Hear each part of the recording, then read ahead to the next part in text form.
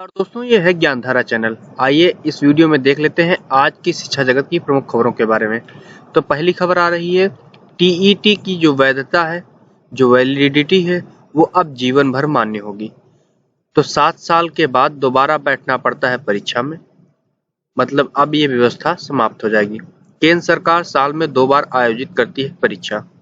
तो आइए पूरी खबर देख लेते हैं कि केंद्र सरकार ने शिक्षक बनने के इच्छुक अभ्यर्थियों के लिए हक में महत्वपूर्ण फैसला लिया है। अब उन्हें हर 7 साल में शिक्षक अर्हता परीक्षा मतलब टीईटी पास करने की जरूरत नहीं होगी, बल्कि एक बार टीईटी पास करने के बाद जीवन भर के लिए मान्य होगी। यह व्यवस्था देश भर में लागू होगी। National council for teacher education NCTE के चेयरमैन विनीत जोशी ने कहा कि टीईटी को अब जीवन भर के लिए मान्य कर दिया गया है और अभी तक यह 7 साल के लिए मान्य होता था। हाल ही में काउंसिल की बैठक में यह निर्णय लिया गया कि नई व्यवस्था आगे आयोजित होने वाली टीईटी परीक्षाओं के लिए लागू होगी। जो छात्र पहले ही टीईटी पास कर चुके हैं, उनके मामले में एनसीटीई ने कहा है कि वह कानूनी सलाह लेकर फैसला लेगी। तो नेट की तर्ज पे अब ये होगा कि शिक्षा का अधिकार कानून लागू होने के बाद उच्च शिक्षा की भांति स्कूल शिक्षा में भी नेट की तर्ज पर टीईटी का प्रावधान किया गया, लेकिन अभी इसकी मान्यता 7 साल के लिए थी। यानी टीईटी करने के बाद व्यक्ति 7 साल में अगर शिक्षक नियुक्त नहीं होता तो उसे फिर से टीईटी पास करनी होती थी और इस प्रकार नई नौकरी के लिए आवेदन में भी यह प्रक्रिया आड़े आती थी। तो आइए देख लेते हैं अगली खबर। अगली खबर जो आ रही है वो है कि बीएड का जो सत्र है वो अब 10 दिसंबर से शुरू होगा। आपको पहले वीडियो में बताया जा चुका है कि काउंसलिंग जो होनी है वो 19 नवंबर से होनी है और जो सत्र होगा वो 10 दिसंबर से होगा। तो प्रदेश के बीएड कॉलेजों में आगामी 10 दिसंबर से नए सत्र की शुरुआत की जाएगी। लखनऊ विश्वविद्यालय ने कार्यक्रम तैयार कर लिया है। अगली खबर आ रही है बनारस हिंदू विश्वविद्यालय से, बीएचयू से, जहां पर जो है यूजी कोर्सेज के लिए, अंडर ग्रेजुएट कोर्सेज के लिए अब जो है दाखिले शुरू हो चुके हैं। उनकी काउंसलिंग चल रही है। आज से उनकी शुरुआत हो गई। पहले दिन बीए, बीएससी, एलएलबी और बीएड में दाखिले हुए। तो आइए देख लेते हैं अगली खबर कि अब बात आ रही है यूपी पीएससी से, उत्तर प्रदेश लोक सेवा आयोग से, जहां विभिन्न विभागों में 23 पदों का रिजल्ट घोषित किया गया है। ये पद थे शोध अधिकारी के, रसायनज्ञ के, प्रवक्ता इंफॉर्मेशन टेक्नोलॉजी के और एपिडेमोलॉजिस्ट के। तो आइए देख लेते हैं दूसरी जो खबर आ रही है लोक सेवा आयोग से। तो उसमें है कि आयोग में प्रतियोगियों ने किए प्रदर्शन, स्केलिंग पर नहीं बनी बात, अन्य मांगों को पर भी नहीं मिला ठोस आश्वासन, छात्रों ने दिया 7 दिन का समय। तो पीसीएस 2018 में विज्ञापन की शर्तों के अनुरूप स्केलिंग हुई या नहीं, इस मुद्दे पर मंगलवार को प्रतियोगी छात्रों और लोक सेवा आयोग के उप सचिव एवं मीडिया प्रभारी के बीच हुई वार्ता किसी नतीजे पर नहीं पहुंची। इससे पूर्व प्रतियोगी छात्रों ने यूपीपीएससी का घेराव एवं धरना प्रदर्शन किया। अन्य मांगों पर भी प्रतियोगियों को कोई ठोस आश्वासन नहीं मिला। आइए देख लेते हैं अगली खबर। अगली खबर आ रही 69,000 शिक्षक भर्ती को लेकर के। तो रद्द किया जाएगा कम गुणांक वालों का चयन। तो यहाँ पे बात की जा रही है कि एनआईसी नेशनल इंफॉर्मेटिक्स सेंटर की रिपोर्ट में यदि गलत नियुक्ति मिली तो उसे सुधारेंगे, ऐसा बोला है महाधिवक्ता ने।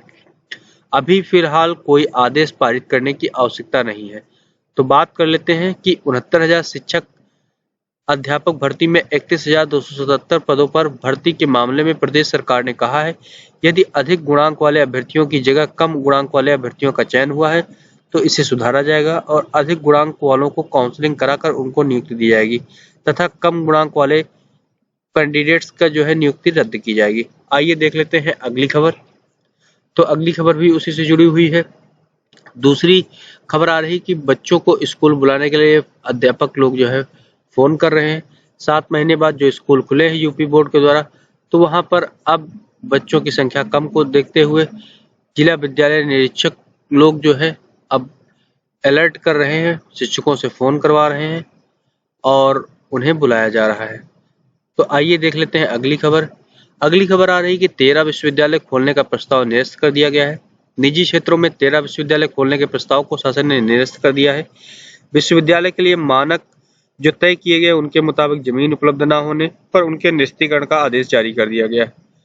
तो ये जो विश्वविद्यालय निरस्त किए गए हैं वो विश्वविद्यालय है सर्वदेव विश्वविद्यालय Azamgarh, Lal Krishna memorial university greater Noida, Pandit Deendayal Upadhyay Farah विश्वविद्यालय मथुरा, अलीगढ़ विश्वविद्यालय अलीगढ़, SRD विश्वविद्यालय फिरोजाबाद। तो इस तरह से पूरे विश्वविद्यालय दिए हुए हैं। अगली खबर आ रही है कि 17 शिक्षा अधिकारियों को अब DIS में प्रोन्नति मिली है। तो 17 शिक्षा अधिकारियों को समूह ख से समूह क के पद पर मंगलवार को पदोन्नति मिल गई है। उत्तर प्रदेश शैक्षिक सामान्य शिक्षा संवर्ग के इन अधिकारियों को जिला विद्यालय निरीक्षक व समकक्ष स्तर पर प्रोन्नति दी गई। अगली खबर आ रही है कि अब सीमित विकल्प, जहां मिले सीट वहां कर ले पक्की।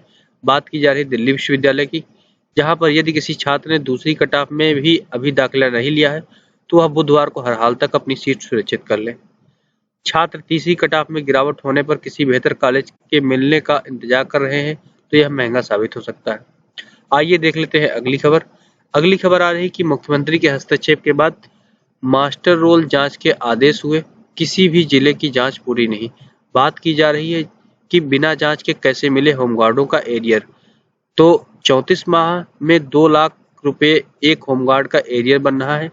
87,000 होमगार्डों का प्रदेश में फंसा हुआ है एरियर। तो अगली खबर आ रही है कि वर्षों सरकारी स्कूल में रहे टीचर पर पेंशन एक भी रुपया नहीं। आइए देख लेते हैं क्या खबर है कि बेबसी है, नई पेंशन स्कीम नहीं लागू होने से दवा इलाज को मोहताज हैं रिटायर्ड शिक्षक। सेवानिवृत्ति के बाद परिवार चलाना मुश्किल, बच्चों की शादी करना दूर की बात। तो प्रदेश के सहायता प्राप्त माध्यमिक विद्यालयों में अप्रैल 2005 के बाद नियुक्ति पाने वाले शिक्षकों की सेवानिवृत्ति के बाद आर्थिक स्थिति बेहद खराब है। नई पेंशन योजना 16 साल बाद भी अभी तक लागू नहीं होने के कारण ये शिक्षक दवा इलाज के लिए भी मोहताज है। जिन शिक्षकों के हाथ में हर महीने 60 से 70 हजार रुपये वेतन आते थे, उनके सामने जीवन काटना बड़ी समस्या बन गई है। कुछ केस है, आपको देख लेते हैं। केस है जैसे कि गांधी इंटर कॉलेज पटेल नगर झूसी में 2007 में नियुक्त शिक्षक हरिश्चंद्र 31 मार्च 2020 को सेवानिवृत्त हुए। मई 2016 से मार्च 2020 तक उनकी नई पेंशन योजना के तहत कटौती भी हुई, लेकिन 13 साल की नौकरी के बाद 1 रुपये भी पेंशन उनकी नहीं बनी। इसी तरह से और भी बहुत से केसेस हैं। तो अगली खबर आ रही कि LT ग्रेड की सामाजिक विज्ञान महिला शाखा के जो है रिजल्ट आ चुके हैं, जो कि कल जारी किए गए थे। कोर्ट में चल रही याचिका के अंतिम निर्णय के अधीन एक पद का परिणाम रोका गया है। तो अब LT ग्रेड के तहत जो है महिला शाखा के जो सामाजिक विज्ञान के जो कैंडिडेट्स हैं उनको जल्द ही काउंसलिंग करा करके नियुक्ति दी जाने वाली है।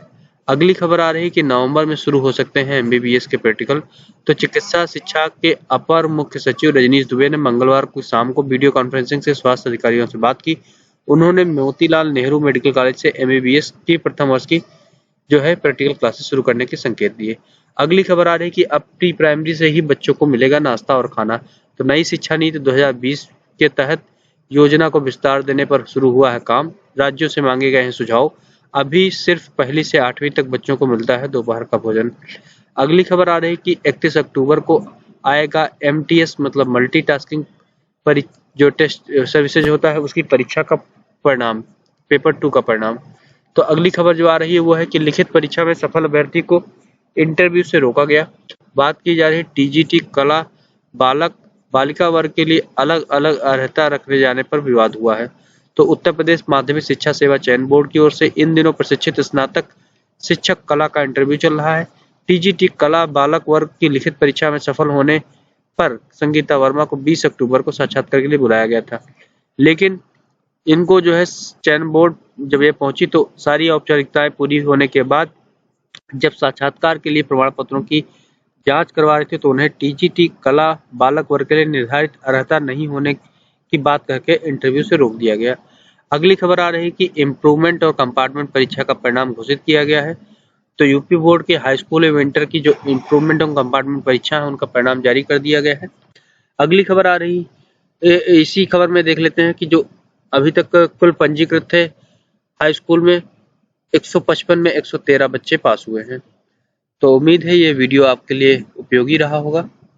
इसी तरह के और वीडियोस के लिए हमारे चैनल को सब्सक्राइब करें, बेल आइकन दबाएं, जिससे कि आपको शिक्षा जगत की एवं रोजगार जगत की जानकारियां मिलती रहें। धन्यवाद।